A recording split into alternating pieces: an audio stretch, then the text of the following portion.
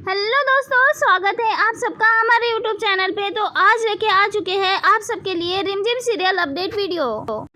N मौके पे रिमझिम और दिया के पास अब समीर पहुंचने वाला है और बचाने वाला है दोनों की जान। दोस्तों, हम कहानी में देखने वाले हैं कि रिमझिम को कविता के बारे में पता लग जाता है कि कविता रिमझिम को धोखा दे रही है। यहाँ पे कविता ने तो एक बड़ी डील फाइनल कर ली है, जहाँ दुबई के शेख को बेचने वाली है रिमझिम को और दिया को।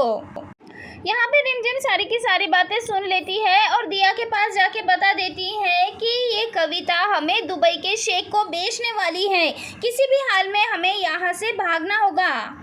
और ये दोनों खिड़की के जरिए वहाँ से भाग जाते हैं, लेकिन कविता के आदमी जो है वो इन दोनों को भागते हुए देख लेते हैं। लेकिन उसी वक्त सामने से एक गाड़ी आ जाती है और मौके पे इन दोनों का एक्सीडेंट हो जाता है। वहीं उसी वक्त वहाँ पे कविता के आदमी भी पहुँच जाते हैं और सबके कहने पे इन दोनों को कविता के आदमी हॉस्पिटल लेके चले जाते हैं। इलाज के दौरान इन दोनों को एक कमरे में बंद कर दिया जाता है ताकि ये दोनों भी कमरे से बाहर ना निकल सके। और उसी दौरान यहाँ पे समीर को पता चलता है कि दो लड़कियों का एक्सीडेंट हो चुका है और उन्हें हॉस्पिटल लेके जाया गया है। तो उसे पता चलता है कि कहीं ये रिमझिम और दिया ही तो नहीं। और देखने के लिए समीर भी उस चाय वाले खबरी के साथ हॉस्पिटल पहुँच जाता है। रिमझिम और दिया दोनों एक कमरे में बंद होते हैं और उसी वक्त उन दोनों को भी होश आ जाता है। और तब उसी वक्त समीर वहाँ से गुजर रहा होता है, तब समीर को रिमझिम की पायल की आवाज़ आती है।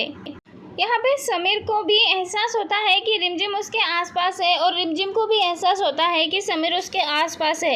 यहाँ पे दिया को बताती भी है रिमझिम, लेकिन यहाँ पे कुछ करे उससे पहले ही ये दोनों बेहोश होकर फर्श पर गिर जाती है।